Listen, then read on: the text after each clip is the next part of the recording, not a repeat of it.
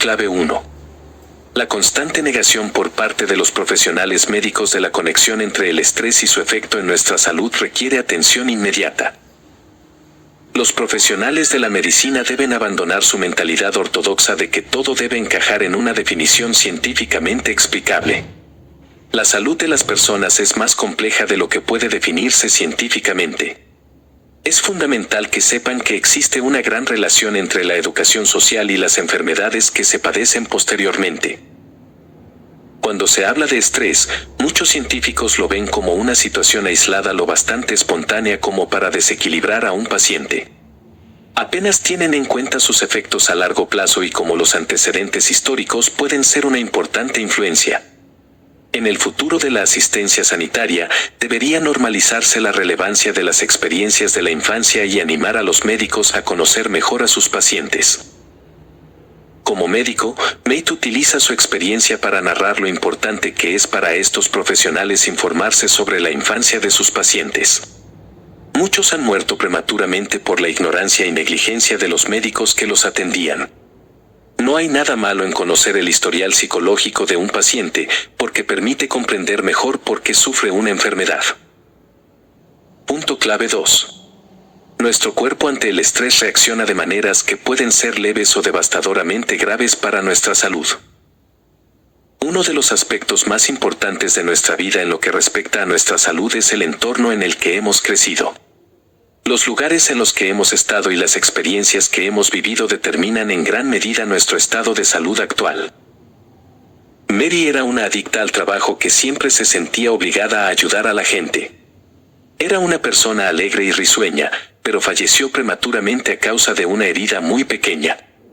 Se la había hecho con una aguja de coser y, a pesar de muchas operaciones y medicamentos para aliviar el dolor, no pudo salir adelante.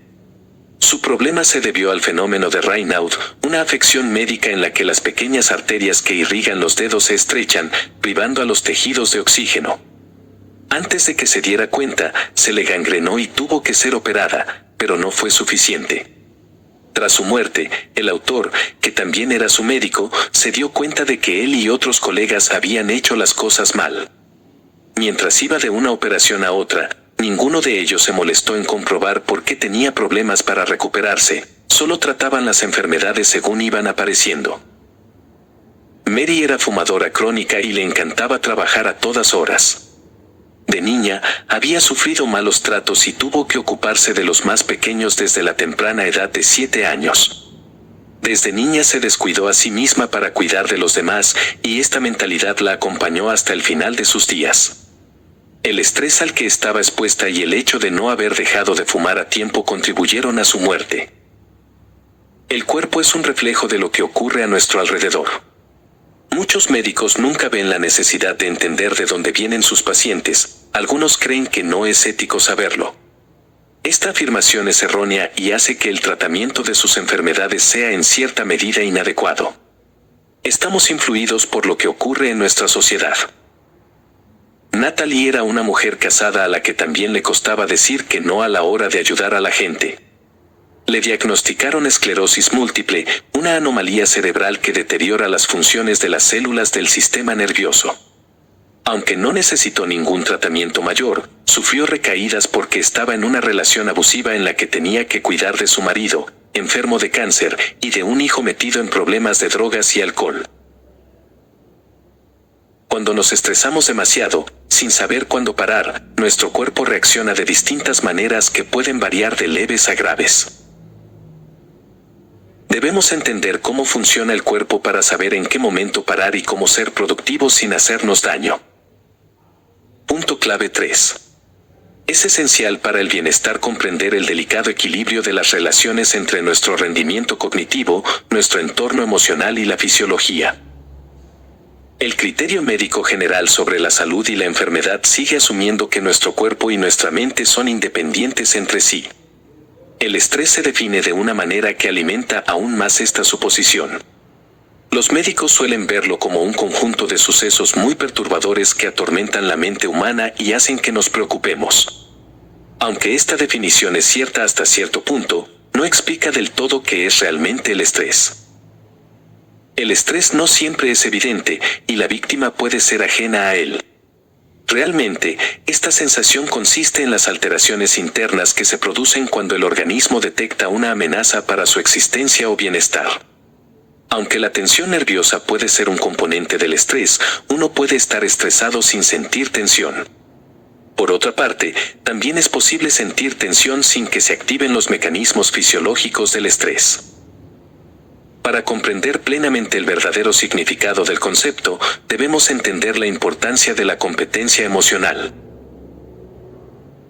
La competencia emocional nos exige ser capaces de sentir nuestras emociones, para saber cuándo estamos experimentando estrés.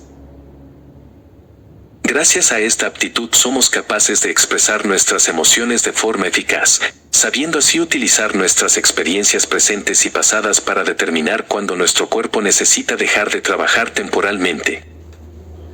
Saber cuándo anteponer nuestra salud a las necesidades de los demás es algo crucial en nuestras vidas. Es importante saber cuándo decir no, independientemente de las consecuencias que conlleve. Si no respetamos nuestro cuerpo, este dejará de funcionar para nosotros. Alexa era una profesora que padecía esclerosis lateral amiotrófica.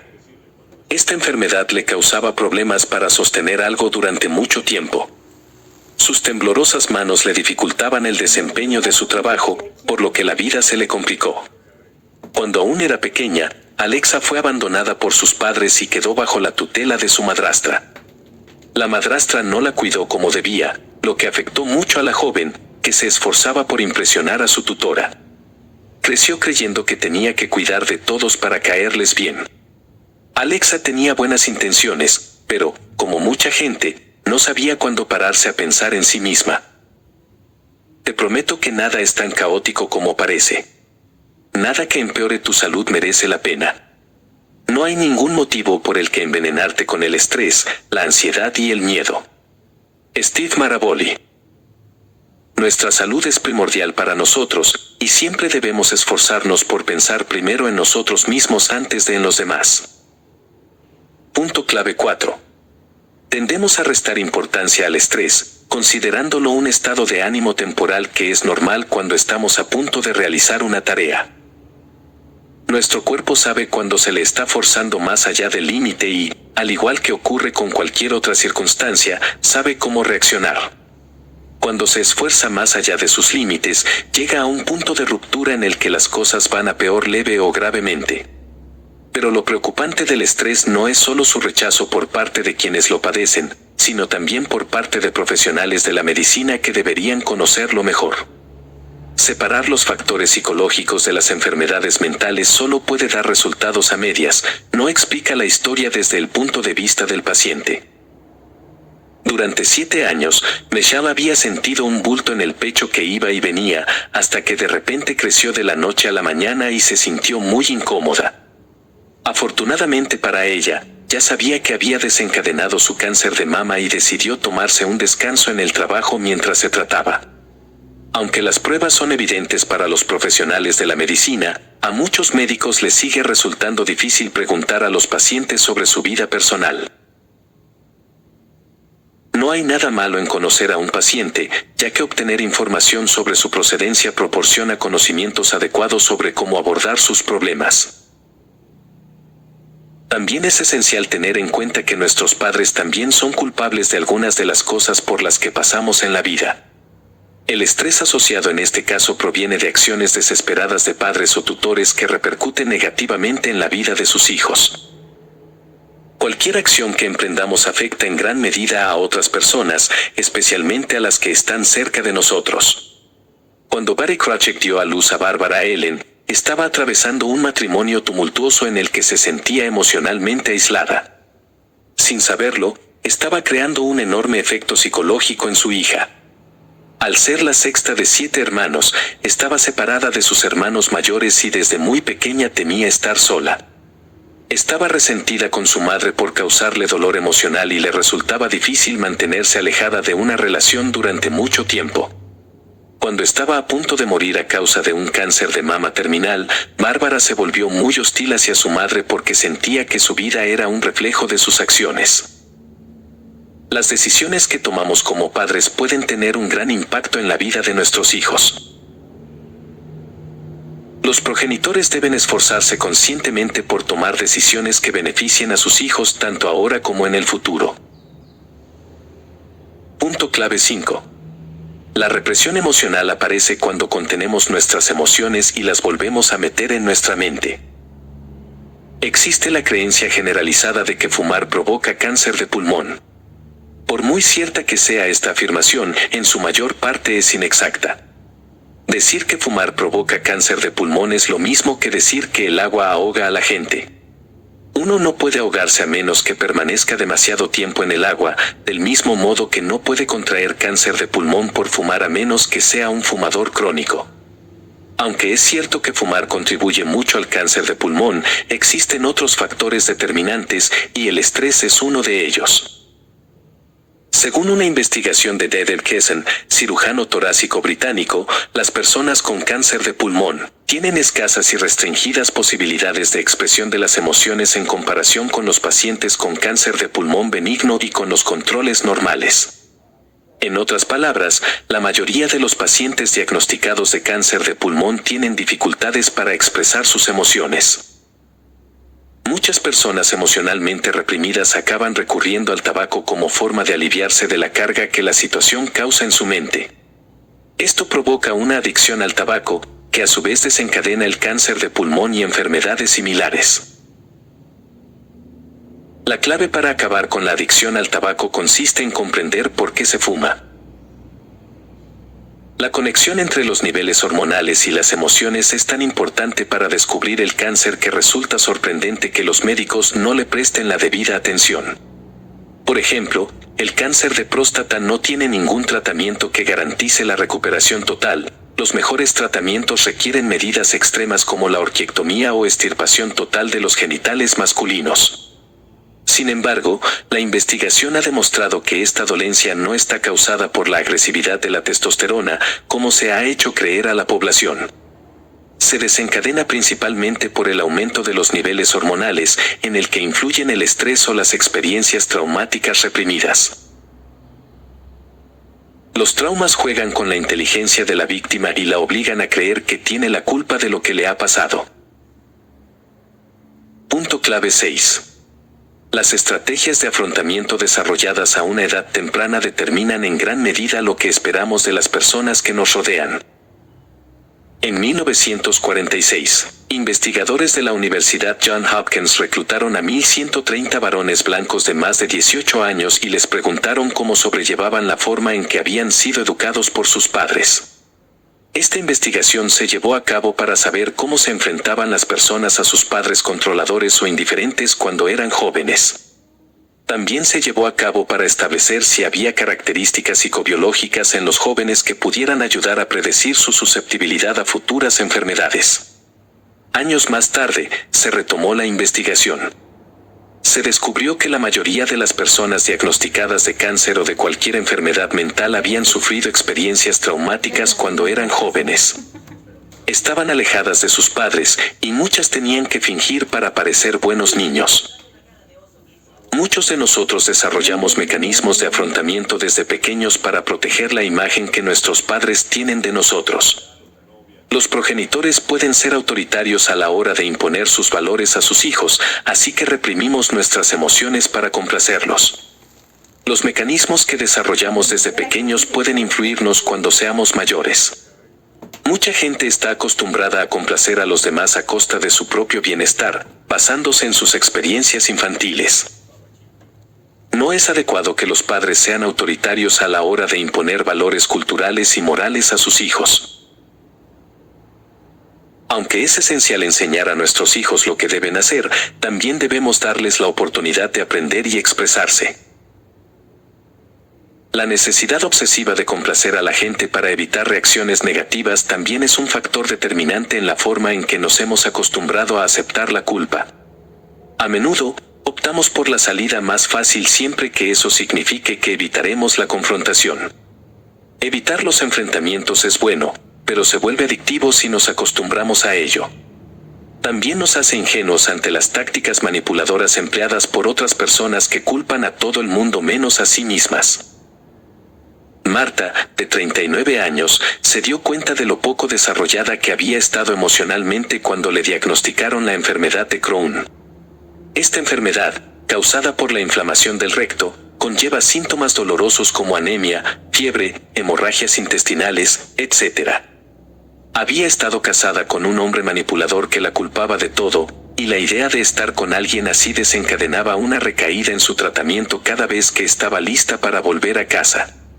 Su obsesión por complacer a su marido estuvo a punto de costarle la vida, pero no tardó en darse cuenta de lo que había que hacer para seguir viva. Punto clave 7. Prestar atención a nuestras experiencias pasadas nos da una idea de por qué recaemos en los tratamientos médicos. Un trastorno funcional es un término médico empleado por los profesionales para describir una situación en la que creen que todo de lo que se queja el paciente está en su cabeza. Esto significa que, en muchos casos, el paciente sufre una recaída mental y no un trastorno funcional, tal y como afirman los médicos. Esto es especialmente frecuente entre pacientes que han sufrido algún trauma. En muchos casos, los médicos descartan sus dolencias sin prestar atención a lo que realmente les molesta lo suficiente como para provocar una recaída. El córtex prefrontal es la parte del cerebro donde se almacenan los recuerdos emocionales y se relacionan con el dolor. Las personas que padecen el SII, síndrome del intestino irritable, o incluso las que se han recuperado de él, pueden sufrir una recaída debido a esta relación. El intenso dolor causado por el SII se desencadena al rememorar algunos de los recuerdos emocionales que implican dolor. Recuperarse de un trauma no es fácil, puede llevar años. Los médicos deben hacer intentos conscientes de entender de dónde viene un paciente antes de descartar sus quejas. Una de las enfermedades mentales más comunes y prevalentes es el Alzheimer, también conocido como TDAH. Está asociado a la demencia, es decir, a la pérdida de memoria. La demencia se da en el 3% de las personas de 70 años y se incrementa hasta cerca del 13% en las de 80 o más. La relación entre demencia y estrés puede vincularse al hipocampo. Este se encuentra en el lóbulo temporal del cerebro y está relacionado con la formación de la memoria. Los exámenes clínicos han demostrado que el hipocampo se encoge cuando el cuerpo y el cerebro se estresan por causas internas o externas. Nuestro organismo, protegido en su mayor parte por el sistema inmunitario, dice instintivamente no cuando lo estresamos demasiado. La presencia de un virus o una infección desencadena una reacción defensiva para protegernos. Pero en un intento de luchar contra las amenazas, el sistema inmunitario se vuelve loco y lo destroza todo. Esto es evidente en nuestro cerebro cuando estamos estresados, informa al cuerpo para que proteste y, en muchos casos, esto nos termina perjudicando. Punto clave 8. El miedo al abandono y a la pérdida nos hace más vulnerables ante una ansiedad injustificada. A diferencia de los adultos, los niños no tienen capacidad de autorregulación biológica. Los adultos pueden encontrar la manera de programar su entorno biológico para adaptarlo a sus necesidades actuales. Por ejemplo, si hace demasiado calor, podemos encender el aire acondicionado, y si hace demasiado frío, la calefacción. Los bebés no tienen estas opciones, por lo que se aferran al adulto más cercano al que están emocionalmente unidos.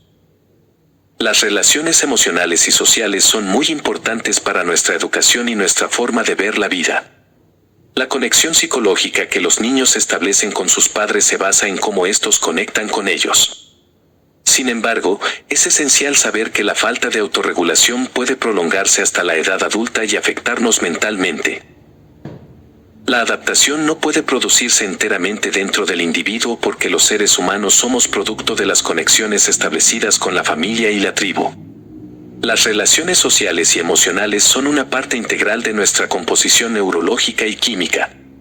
Esto lo sabemos todos por la experiencia diaria de cambios fisiológicos dramáticos en nuestro cuerpo producto de la interacción con los demás. Cuando tenemos miedo de perder a alguien, tendemos a dar demasiadas explicaciones, simplemente para que la otra persona pueda entender nuestro punto de vista. En lugar de apoyar con firmeza nuestras decisiones, pasamos demasiado tiempo intentando persuadir a la otra parte de que estamos haciendo lo correcto. Cuando esto se convierte en algo cotidiano, provoca estrés, lo que puede desembocar en frustración o depresión. La conexión psicológica entre padres e hijos es un ciclo interminable que se ha transmitido de generación en generación. Aunque acabemos culpando a nuestros padres por afectarnos con sus decisiones, también es importante tener en cuenta que probablemente sufrieron la misma suerte que nosotros con sus propios padres.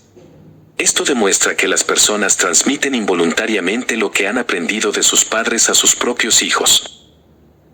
El estrés puede transmitirse transgeneracionalmente, y por eso los médicos deben conocer los antecedentes históricos del paciente. Cuando comprendemos todo esto, entendemos por qué debemos eximirnos de culpa y disfrutar de una vida plena. La decisión de ser mejor padre o madre recae exclusivamente sobre ti como persona. Ser mejor progenitor implica saber cuándo te equivocas y ser consciente de las decisiones que tomas. ¿Sabías que aproximadamente 8 millones de muertes al año son atribuibles a enfermedades mentales? Punto clave 9.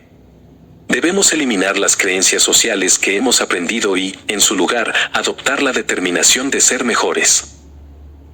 A pesar de la cantidad de años que se han dedicado a investigar la dinámica de nuestros genes, las personas siguen sin comprender que los genes por sí solos no determinan todo nuestro desarrollo en la vida. Como es evidente en el caso de una planta, el entorno en el que se planta una semilla determina su crecimiento. Este ejemplo se repite con los seres humanos, crecemos según el medio que nos rodea. Conformarse con la opinión de que las enfermedades, mentales o físicas, son principalmente genéticas nos permite evitar preguntas inquietantes sobre la naturaleza de la sociedad en la que vivimos. Con frecuencia estamos acostumbrados a creencias inconscientes que controlan nuestras vidas. Creemos cosas como: no soy encantador. Tengo que mostrarme fuerte. No está bien que me enfade. Soy responsable de todo el mundo. Puedo con todo. No seré importante a menos que haga algo. El pensamiento negativo se impone a nuestra libertad y liberación. Nos hace vulnerables respecto a las creencias sociales enumeradas. Liberarse de las circunstancias externas opresivas y estresantes es esencial, pero eso solo es posible si primero conseguimos dejar atrás las influencias sociales condicionantes que nos imponen. Comprender nuestro cuerpo es muy importante. Por eso debemos aprender las 7 A's de la curación, como explica el autor. Aceptación. Debemos aceptar cómo son las cosas para saber en qué punto estamos y qué debemos cambiar. Conciencia, en inglés, awareness. Debemos ser conscientes de que nuestro cuerpo y nuestra mente están conectados. Ira, en inglés, anger. La represión de la ira no es ideal para el cuerpo. Debemos dejar que salga de forma controlada. Autonomía. Debemos desarrollar a nivel interno un mecanismo de cuidado personal y tomar las riendas de nuestra vida eliminando las experiencias traumáticas de la infancia. Apego. Se refiere a nuestra conexión con el mundo y cómo es crucial establecer relaciones buenas y duraderas con los demás. Aserción. Debemos mantenernos firmes y confirmar quiénes somos, reafirmarnos y tomar las riendas de nuestra vida. Afirmación. La afirmación consiste en hacer una declaración positiva para tener una vida plena. Debemos dar pasos positivos hacia las cosas que son valiosas para nosotros. Por lo que respecta a la curación, tenemos que mirar más allá de lo fácil y buscar en lo más profundo de nosotros mismos para encontrar las respuestas a las preguntas que más influyen en nuestras vidas. Conclusión. Nuestra mente y nuestro cuerpo están conectados de una forma que hace imposible separarlos en lo que se refiere a problemas de salud. El estrés mental desencadena muchas enfermedades psicológicas y lo más preocupante es que no se le presta suficiente atención. Las personas recaen porque el médico que las atiende no ha sido capaz de encontrar un vínculo entre su vida y la enfermedad que padecen. Debemos saber cuándo decir no y anteponer nuestra propia salud a la de cualquier otra persona. Las cosas que hacemos por los demás deben tener un límite. Cuando empiezan a afectar a nuestra salud, hay que parar por muy duro que sea. El cuerpo tiene su propia forma de reaccionar ante el estrés, tanto a nivel interno como externo. Por eso debemos tener cuidado. Como se observa en este resumen, no cuidarnos a nosotros mismos puede tener efectos devastadores que pueden repercutir en nuestros hijos y seres queridos. En un intento de ayudar a los otros, nunca debemos olvidarnos de nosotros mismos, porque únicamente un cuerpo sano es capaz de hacer muchas cosas. Prueba esto. Elabora una lista detallada de tus tareas diarias y comprueba si tienes tiempo suficiente para descansar y recuperarte. Si no es así, ajusta tu horario para dedicarte más tiempo a ti mismo y menos a los demás.